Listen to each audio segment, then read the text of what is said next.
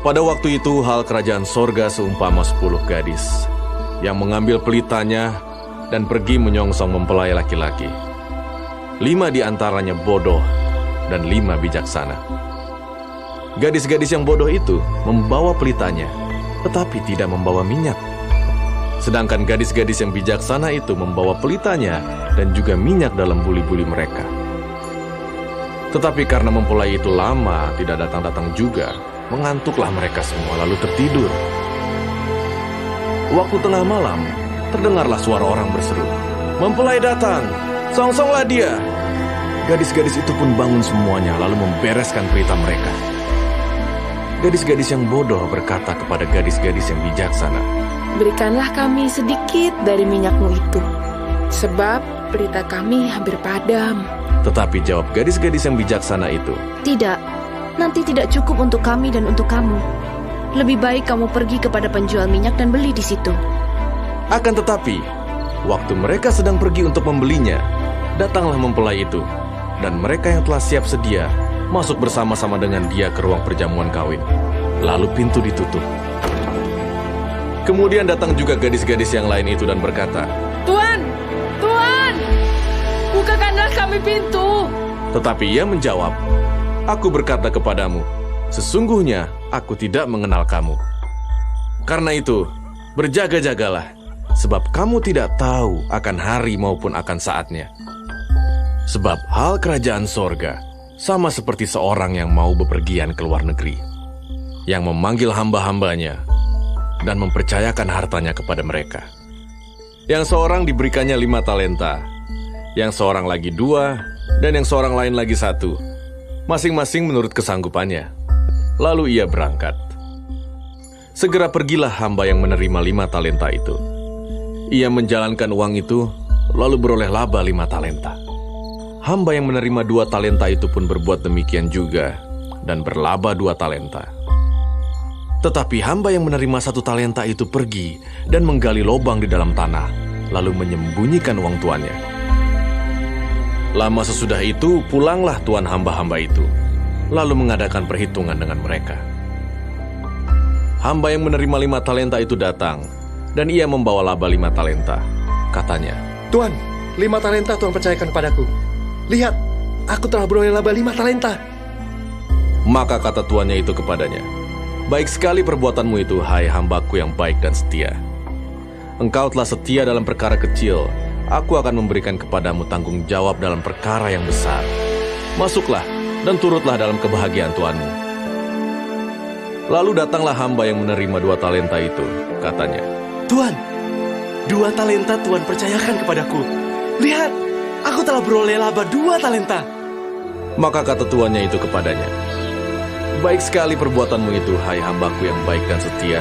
Engkau telah setia memikul tanggung jawab dalam perkara yang kecil. Aku akan memberikan kepadamu tanggung jawab dalam perkara yang besar. Masuklah dan turutlah dalam kebahagiaan tuanmu." Kini, datanglah juga hamba yang menerima 1 talenta itu dan berkata, "Tuan, aku tahu bahwa Tuan adalah manusia yang kejam yang menuai di tempat di mana Tuan tidak menabur, dan yang memungut dari tempat di mana Tuan tidak menanam. Karena itu, aku takut dan pergi menyembunyikan talenta Tuan itu di dalam tanah. Ini, terimalah kepunyaan Tuan."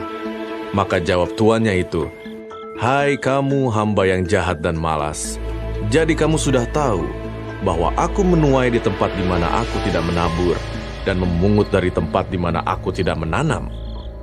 Karena itu sudahlah seharusnya uangku itu kau berikan kepada orang yang menjalankan uang, supaya sekembaliku aku menerimanya serta dengan bunganya. Sebab itu ambillah talenta itu daripadanya, dan berikanlah kepada orang yang mempunyai 10 talenta itu. Karena setiap orang yang mempunyai, kepadanya akan diberi, sehingga ia berkelimpahan. Tetapi siapa yang tidak mempunyai, apapun juga yang ada padanya akan diambil daripadanya. Dan campakkanlah hamba yang tidak berguna itu ke dalam kegelapan yang paling gelap. Di sanalah akan terdapat ratap dan kertak gigi. Apabila Anak Manusia datang dalam kemuliaannya, dan semua malaikat bersama-sama dengan dia, maka ia akan bersemayam di atas tahta kemuliaannya. Lalu semua bangsa akan dikumpulkan di hadapannya, dan ia akan memisahkan mereka seorang daripada seorang, sama seperti gembala memisahkan domba dari kambing. Dan ia akan menempatkan domba-domba di sebelah kanannya, dan kambing-kambing di sebelah kirinya. Dan raja itu akan berkata kepada mereka yang di sebelah kanannya, "Mari, hai kamu yang diberkati oleh Bapakku, terimalah kerajaan yang telah disediakan bagimu sejak dunia dijadikan. Sebab ketika aku lapar, kamu memberi aku makan. Ketika aku haus, kamu memberi aku minum. Ketika aku seorang asing, kamu memberi aku tumpangan. Ketika aku telanjang, kamu memberi aku pakaian. Ketika aku sakit, kamu melawat aku. Ketika aku di dalam penjara, kamu mengunjungi aku." Maka orang-orang benar itu akan menjawab dia, katanya, Tuhan, bila manakah kami melihat Engkau lapar dan kami memberi Engkau makan, atau haus dan kami memberi Engkau minum? Bila manakah kami melihat Engkau sebagai orang asing dan kami memberi Engkau tumpangan, atau telanjang dan kami memberi Engkau pakaian? Bila manakah kami melihat Engkau sakit atau dalam penjara dan kami mengunjungi Engkau? Dan raja itu akan menjawab mereka, "Aku berkata kepadamu, sesungguhnya segala sesuatu yang kamu lakukan untuk salah seorang dari saudaraku yang paling hina ini, kamu telah melakukannya untuk aku." Dan ia akan berkata juga kepada mereka yang di sebelah kirinya, "Enyahlah dari hadapanku, hai kamu orang-orang terkutuk. Enyahlah ke dalam api yang kekal yang telah sedia untuk iblis dan malaikat-malaikatnya. Sebab ketika aku lapar, kamu tidak memberi aku makan. Ketika aku haus, kamu tidak memberi aku minum. Ketika aku seorang asing, kamu tidak memberi aku tumpangan. Ketika aku telanjang, kamu tidak memberi aku pakaian. Ketika aku sakit dan dalam penjara, kamu tidak melawat aku." Lalu mereka pun akan menjawab dia, katanya, Tuhan, bila manakah kami melihat Engkau lapar, atau haus, atau sebagai orang asing, atau telanjang atau sakit, atau dalam penjara dan kami tidak melayani Engkau? Maka ia akan menjawab mereka, "Aku berkata kepadamu, sesungguhnya segala sesuatu yang tidak kamu lakukan untuk salah seorang dari yang paling hina ini, kamu tidak melakukannya juga untuk aku." Dan mereka ini akan masuk ke tempat siksaan yang kekal, tetapi orang benar ke dalam hidup yang kekal.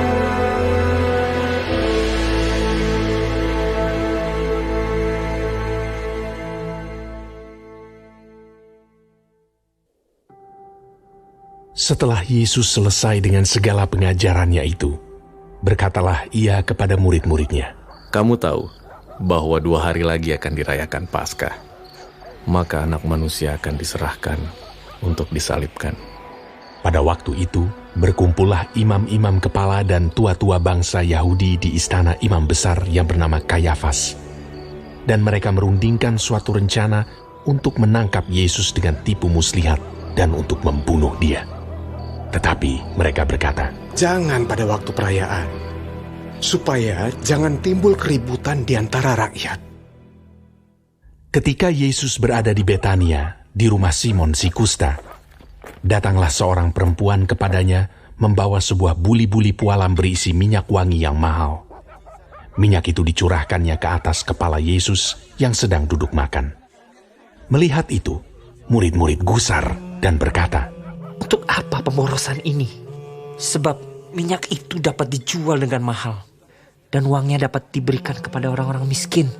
Tetapi Yesus mengetahui pikiran mereka, lalu berkata, "Mengapa kamu menyusahkan perempuan ini?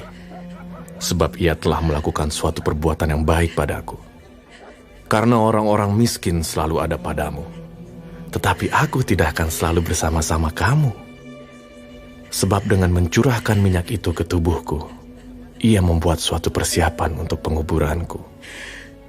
Aku berkata kepadamu, sesungguhnya, di mana saja Injil ini diberitakan di seluruh dunia, apa yang dilakukannya ini akan disebut juga untuk mengingat dia. Kemudian pergilah seorang dari ke-12 murid itu yang bernama Yudas Iskariot kepada imam-imam kepala. Ia berkata, Apa yang hendak kamu berikan kepadaku, supaya aku menyerahkan dia kepada kamu? Mereka membayar 30 uang perak kepadanya. Dan mulai saat itu, ia mencari kesempatan yang baik untuk menyerahkan Yesus. Pada hari pertama dari hari raya roti tidak beragi, datanglah murid-murid Yesus kepadanya dan berkata, Di mana engkau kehendaki kami mempersiapkan perjamuan Paskah bagimu? Jawab Yesus, Pergilah ke kota kepada si Anu, dan katakan kepadanya, Pesan guru, waktuku hampir tiba. Di dalam rumahmu lah aku mau merayakan Paskah bersama-sama dengan murid-muridku. Lalu murid-muridnya melakukan seperti yang ditugaskan Yesus kepada mereka dan mempersiapkan Paskah.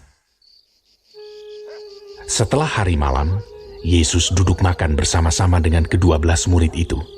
Dan ketika mereka sedang makan, ia berkata, Aku berkata kepadamu, sesungguhnya seorang di antara kamu akan menyerahkan aku. Dan dengan hati yang sangat sedih, berkatalah mereka seorang demi seorang kepadanya, Bukan aku ya Tuhan. Ia menjawab, Dia yang bersama-sama dengan aku mencelupkan tangannya ke dalam pinggan ini, dialah yang akan menyerahkan aku. Anak manusia memang akan pergi sesuai dengan yang ada tertulis tentang dia. Akan tetapi celakalah orang yang olehnya anak manusia itu diserahkan. Adalah lebih baik bagi orang itu sekiranya ia tidak dilahirkan. Yudas yang hendak menyerahkan dia itu menjawab, katanya, Bukan aku ya Rabi. Kata Yesus kepadanya, Engkau telah mengatakannya. Dan ketika mereka sedang makan, Yesus mengambil roti, mengucap berkat, memecah-mecahkannya, lalu memberikannya kepada murid-muridnya dan berkata, Ambillah, makanlah, inilah tubuhku. Sesudah itu, ia mengambil cawan, mengucap syukur, lalu memberikannya kepada mereka dan berkata, Minumlah, kamu semua, dari cawan ini. Sebab inilah darahku, darah perjanjian, yang ditumpahkan bagi banyak orang untuk pengampunan dosa. Akan tetapi aku berkata kepadamu, mulai dari sekarang, aku tidak akan minum lagi hasil pokok anggur ini, sampai pada hari aku meminumnya, yaitu yang baru, bersama-sama dengan kamu dalam kerajaan Bapa-Ku. Sesudah menyanyikan nyanyian pujian, pergilah Yesus dan murid-muridnya ke Bukit Zaitun. Maka berkatalah Yesus kepada mereka, Malam ini, kamu semua akan tergoncang imanmu karena aku. Sebab ada tertulis, Aku akan membunuh gembala, dan kawanan domba itu akan tercerai-berai. Akan tetapi sesudah aku bangkit, aku akan mendahului kamu ke Galilea. Petrus menjawabnya, Biarpun mereka semua tergoncang imannya karena engkau, aku sekali-kali tidak. Yesus berkata kepadanya, Aku berkata kepadamu, sesungguhnya malam ini, sebelum ayam berkokok, engkau telah menyangkal aku 3 kali. Kata Petrus kepadanya, Sekalipun aku harus mati bersama-sama engkau, aku tak akan menyangkal engkau. Semua murid yang lain pun berkata demikian juga. Maka sampailah Yesus bersama-sama murid-muridnya ke suatu tempat yang bernama Getsemani. Lalu ia berkata kepada murid-muridnya, Duduklah di sini, sementara aku pergi ke sana untuk berdoa. Dan ia membawa Petrus dan kedua anak Zebedeus sertanya. Maka mulailah ia merasa sedih dan gentar. Lalu katanya kepada mereka, Hatiku sangat sedih, seperti mau mati rasanya. Tinggallah di sini dan berjaga-jagalah dengan aku. Maka ia maju sedikit, lalu sujud dan berdoa. Katanya, Ya Bapa-Ku, jikalau sekiranya mungkin, biarlah cawan ini lalu daripadaku. Tetapi janganlah seperti yang ku kehendaki, melainkan seperti yang Engkau kehendaki. Setelah itu ia kembali kepada murid-muridnya itu dan mendapati mereka sedang tidur. Dan ia berkata kepada Petrus, Tidakkah kamu sanggup berjaga-jaga 1 jam dengan aku? Berjaga-jagalah dan berdoalah, supaya kamu jangan jatuh ke dalam pencobaan. Roh memang penurut, tetapi daging lemah. Lalu ia pergi untuk kedua kalinya dan berdoa. Katanya, Ya Bapakku, jikalau cawan ini tidak mungkin lalu, kecuali apabila aku meminumnya, jadilah kehendak-Mu. dan ketika ia kembali pula, ia mendapati mereka sedang tidur, sebab mata mereka sudah berat.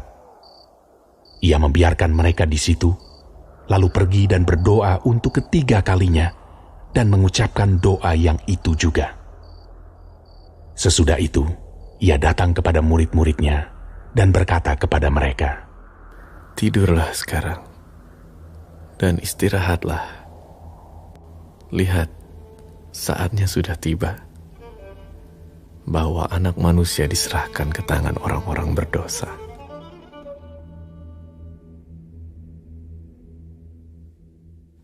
Bangunlah, marilah kita pergi.